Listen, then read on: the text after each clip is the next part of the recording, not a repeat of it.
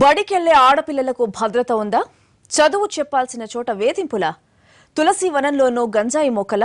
చదువుకునే చోట ప్రసవం జరిగిపోతే టీచర్ విద్యార్థినిని ఏమార్చి తీసుకెళ్లితే ఎవరిని అడగాలి? ఎవరిని నిందించాలి? కనురెప్పే కాటేస్తే?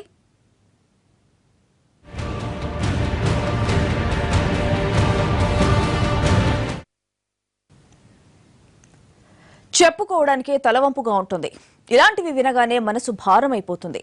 తాము పవిత్ర వృత్తిలో ఉన్నామనే విషయాన్నే కొందరు గురువులు మర్చిపోతున్నారు.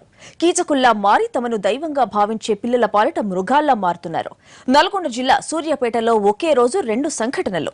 కనుపాపల్లాంటి పిల్లల్నే కాటేస్తున్న దృష్టాంతాలు సభ్య సమాజాన్ని కలచివేస్తున్నాయి. ఇంటికంటే బడి పతిలం అనుకునేవారు ఇదివరకు. ఎందుకంటే తమ గారాబంతో మాట వినని పిల్లలు కూడా బడిలో ఉంటే బుద్ధిగా చదువుకుంటారని, ఉపాధ్యాయులు తమకంటే బాగా వారి బాగోగులు చూసుకుంటారనే భరోసా. కానీ కాలం మారుతోంది. తులసివనం లాంటి విద్యా క్షేత్రంలో అక్కడక్కడ గంజాయి మొక్కలు మొలుస్తున్నాయి. విద్యాబుద్ధులు నేర్చుకునేందుకు వచ్చే పిల్లల మీదే కన్నేస్తున్నారు కొందరు కీచక గురువులు. మాటలతో మభ్యపెడుతున్నారు. నయానో భయానో బెదిరిస్తున్నారు. తమ వృత్తి ధర్మాన్ని మర్చిపోయి తమపై ఎంతటి గురుతర బాధ్యత ఉందో విస్మరించి మామూలు మనుషుల్లాగే కొందరు టీచర్లు మారిపోతున్నారు.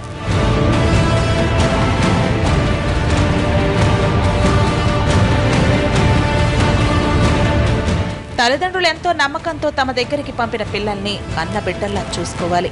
ఏ గురువైనా, ఏ తల్లి కడుపున పుట్టినా తమ పిల్లల్లానే భావిస్తూ మంచి నడవడికతో పాటు విద్యాబుద్ధులు నేర్పేవాడే నిజమైన గురువు.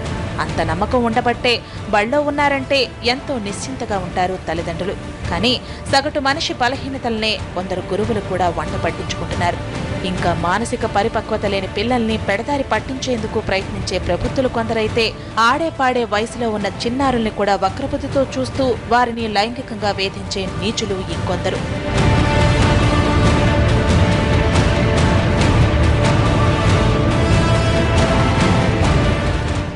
తాము అధ్యాపక వృత్తిలోకి ఎందుకు వచ్చామో, తమ గురుతర బాధ్యత ఎలాంటిదో కొందరు గురువులు మర్చిపోతుండడం పవిత్ర వృత్తికే మాయని మచ్చగా మారుతోంది. తమ విజ్ఞానాన్ని విద్యార్థులకు పంచిపెడుతూ వారు చదువుల్లో ఎదుగుతుంటే సంబరపడాల్సిన కొంతమంది గురువులు పిల్లల పాలిట సైకోలుగా మారుతున్నారు. వికృత ఆలోచనలతో వృత్తికే తలవంపులు తెస్తున్నారు. కొందరైతే విద్యార్థుల భవిష్యత్తుతో ఆడుకుంటున్నారు. విద్యార్థుల తల్లిదండ్రులు కూడా బడికి పంపించాలన్నా కళాశాలకు పంపించాలని. ఎందుకంటే ఆడ బడి నుంచి ఇంటికాంచి బడికి వచ్చేటటువంటి సమయంలో ఇంతకుముందుకి ఆకతాయిల వేధింపులతో కూడా అదే అనేక మంది యువత వేధింపులతో కూడా చాలా ఇబ్బందులు పడుతున్నటువంటి విద్యార్థులకు ఈ కళాశాలకు వస్తే కూడా ఈ కళాశాలలో కూడా కొంతమంది టీచర్లు కొంతమంది లెక్చరర్ల ప్రవర్తనతో కూడా విసుగు చెంది ఈరోజు కళాశాలకు పంపించాలన్నా బడికి పంపించాలన్నా తల్లిదండ్రులు భయపడాల్సిన పరిస్థితి పడింది. టీచర్స్ కావచ్చు, లెక్చరర్స్ కావచ్చు, మార్కుల పేరు మీద, డబ్బుల పేరు మీద కొంతమంది వాళ్ళను ఆ విధంగా బెదిరింపులకు పాల్పడుతూ కొంతమంది వాళ్ళలో ఉన్నటువంటి లోపాలను వాటిని గమనించి వాటిని ఉపయోగించుకొని లైంగిక వేధింపుల్లో పాల్పడుతున్నటువంటి సందర్భం కూడా మనం చూస్తూ ఉన్నాం. వెర్రివేషాలేసే కొంతమంది గురువుల తీరుతో అమ్మాయిల్ని ధైర్యంగా చదువులకు పంపలేకపోతున్నారు కన్నవారు.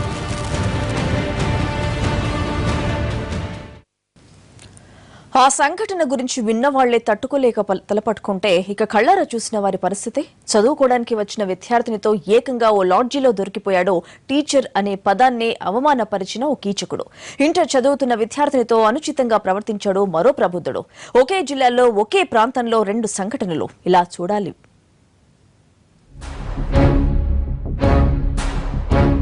ఇది రగులుతున్న భారతం, పగులుతున్న జీవితం, ఇది అంతులేని దురాగతం, మానవతే బహిష్కృతం, మృత్యు గీతమాలపించే క్షుద్ర రౌద్ర సంగీతం, భరతమాత కంటి వెంట జారే రక్త జలపాతం. ఆ వార్త తెలియగానే పిల్లల తల్లిదండ్రులకు నోట మాట రాలేదు. సహోపాధ్యాయుడి నిర్వాకంతో మిగిలిన వారు కూడా తలదించుకోవాల్సి వచ్చింది. 10వ తరగతి బాలికకు పాఠశాలలో పాఠాలు చెప్పాల్సిన టీచర్ మాయమాటలతో లాడ్జి దాకా తీసుకురావడమేంటి? పిల్లలకి మంచి చెడు చెప్పాల్సిన ఉపాధ్యాయుడే కంచె చేను మేసినట్లు వారినే చెరపడుతుంటే తల్లిదండ్రులు ఇంకెవరిని నమ్మాలి? నల్గొండ జిల్లా సూర్యాపేటలో ఒకే రోజు 2 సంఘటనలు ఎన్నో ప్రశ్నలు లేవనెత్తుతున్నాయి.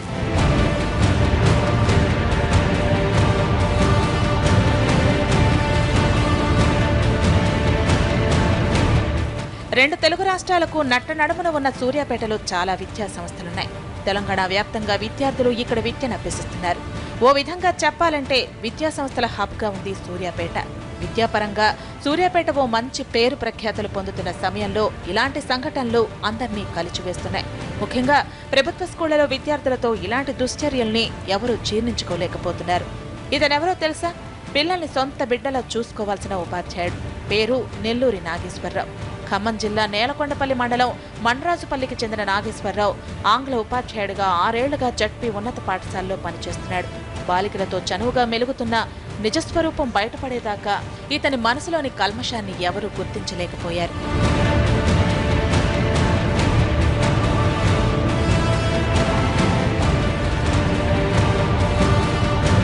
అసలు రూపం బయటపడ్డాక మొహం చాటేస్తున్నాడు. కానీ ఇతగాడు మహా ఖతర్నాక్. తల్లి సంరక్షణలో పెరుగుతున్న ఓ విద్యార్థిని మాయమాటలతో మభ్యపెట్టాడు. కార్తీక పౌర్ణమి సెలవు రోజున 4 స్నేహితురాలతో కూసుమంచి శివాలయానికి వచ్చిన ఆ బాలిక సాయంత్రం ఇంటికి చేరలేదు. సీన్ కట్ చేస్తే ఆ బాలిక కుటుంబీకుల అనుమానమే నిజమైంది. ఆ బాలికతో సూర్యాపేట బాలాజీ లాడ్జ్లో కనిపించాడు ఉపాధ్యాయుడు నాగేశ్వరరావు. ఇదేం పనని చివాట్లు పెడితే ప్రేమిస్తున్నానంటూ బుకాయింపు.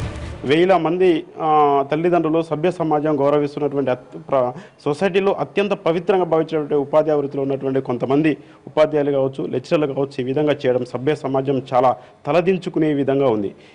ఎంతో నమ్మకంతో తన బిడ్డకు భవిష్యత్తు తీర్చిది ఒక డాక్టరో, ఇంజనీరో, ఇంకేదో పెద్ద స్థాయిలో ఉద్యోగాలు సంపాదించాలనే ఉద్దేశంతో తల్లిదండ్రులు ఈ విధంగా పట్టణ ప్రాంతాలకు పంపిస్తున్నటువంటి సందర్భంలో కొంతమంది ఉపాధ్యాయులు చేయడం అనేది చాలా సిగ్గుచేటు. ఇలాంటి కీచకులకు ఖచ్చితంగా కఠినమైనటువంటి శిక్ష విధిస్తే తప్ప కొంతమంది ఉపాధ్యాయులు ప్రవర్తన మార్చుకోరు.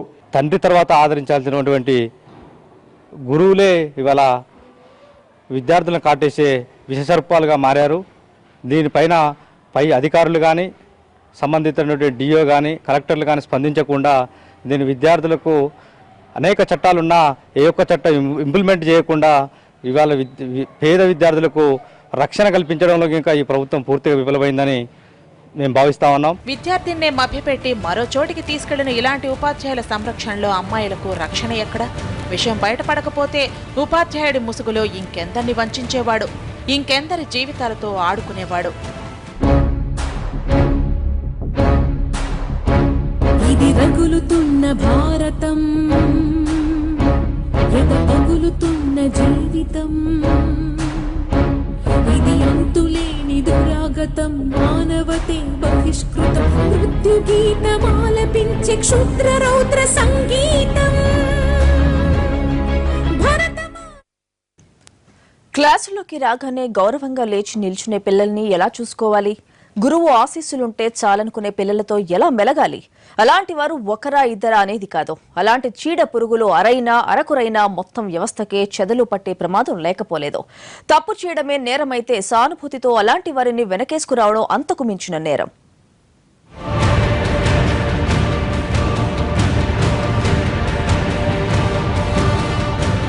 సూర్యాపేట ప్రభుత్వ జూనియర్ కళాశాలలో ఓ లెక్చరర్ చేసిన సిగ్గుమాలిన పనికి తోటి వారంతా తలదించుకోవాల్సి వచ్చింది. ఓ విద్యార్థిని లైంగికంగా వేధించాడు commerce lecturer Lingaraju. Inter first year చదువుతున్న విద్యార్థినితో కొన్నాళ్లుగా అనుచితంగా ప్రవర్తిస్తూ వచ్చిన లింగరాజు నోరెత్తలేని ఆ విద్యార్థిని నిస్సహాయ స్థితిని ఆసరా చేసుకుని మరింత రెచ్చిపోయాడు. అధ్యాపకుడే పోకిరి అవతారం ఎత్తితే ఎవరితో చెప్పుకోవాలో తెలియక తల్లడిల్లిపోయింది ఆ విద్యార్థిని. వేధింపులతో చదువుపై దృష్టి పెట్టలేక తీవ్ర మనోవేదనతో చివరికి ప్రిన్సిపాల్కు లిఖితపూర్వక ఫిర్యాదు చేసింది.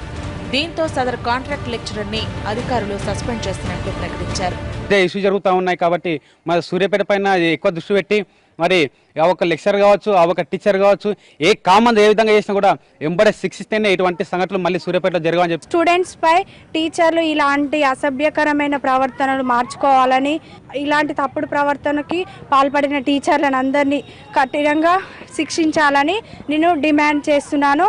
ఒక వ్యక్తిని చాలా కఠినంగా శిక్షించిరని ఒకరు భయపడే విధంగా చేస్తే ఇంకోసారి అలాంటి జరగకుండా ఉంటుంది. చట్టం ముందు నిలబెట్టి అలాంటి వారందరికీ కనువిప్పు కలిగేలా చేయాల్సిన పెద్దలే తప్పును వెనకేసుకొచ్చారు. కొందరు స్థానిక నేతలు పెదరాయుళ్ల అవతారం ఎత్తారు. విద్యార్థులతో పాటు తల్లిదండ్రులపై ఒత్తిడి తేవడంతో చేసేది లేక బాధితురాలు ఫిర్యాదును వెనక్కి తీసుకుంది. అంతేగాక తమ కూతురు తప్పుడు ఫిర్యాదు చేసిందంటూ తల్లిదండ్రులు అధికారులకు ఓ వినతి పత్రాన్ని కూడా ఇచ్చారు.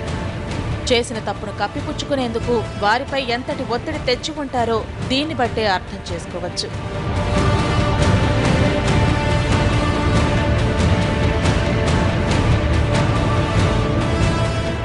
శాలి గౌరారం మండలం ఊట్కూరు జడ్పీ హైస్కూల్లో కొన్నాళ్ల క్రితం ఇలాంటిదే సంఘటన. ఓ ఉపాధ్యాయుడే విద్యార్థిని లైంగికంగా వేధించాడు.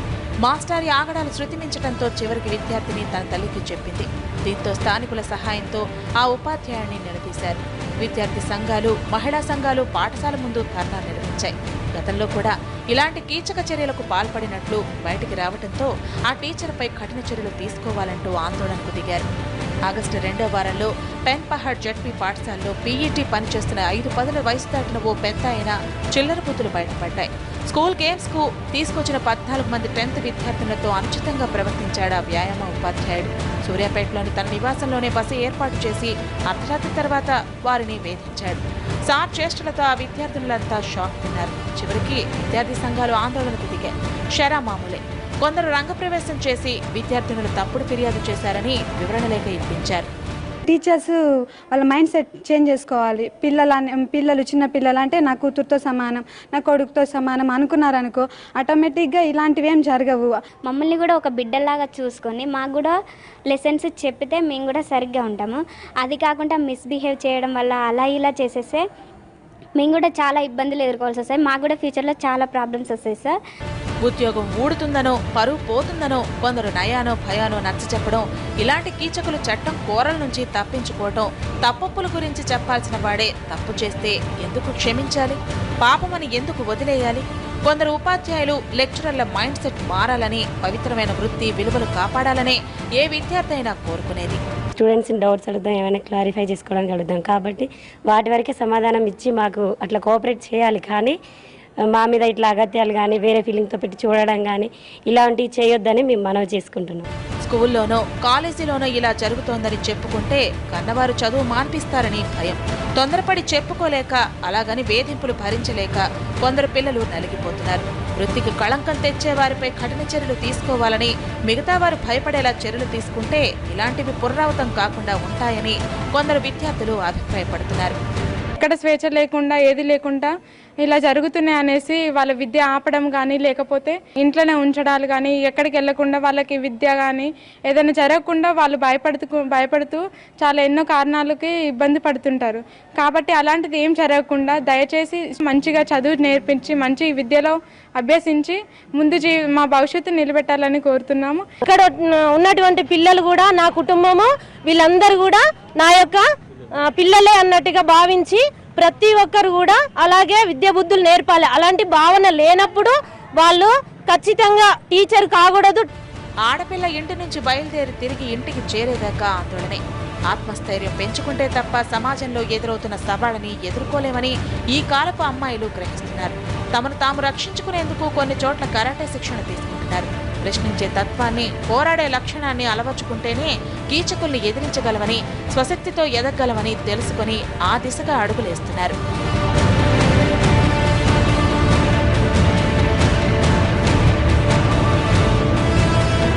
గురు బ్రహ్మ, గురు విష్ణు, గురుదేవో మహేశ్వర అన్నారు. గురువును మించిన దైవం లోకంలో లేదని కూడా అంటారు. కానీ కొంతమంది కీచక ఉపాధ్యాయులు అందుకు భిన్నంగా ప్రవర్తిస్తున్నారు. విద్యార్థుల భవిష్యత్తుకు ఆటంకం కలిగించే విధంగా ప్రవర్తిస్తున్న వీరి పట్ల సర్వ సమాజం స్పందించాల్సిన అవసరం ఉంది.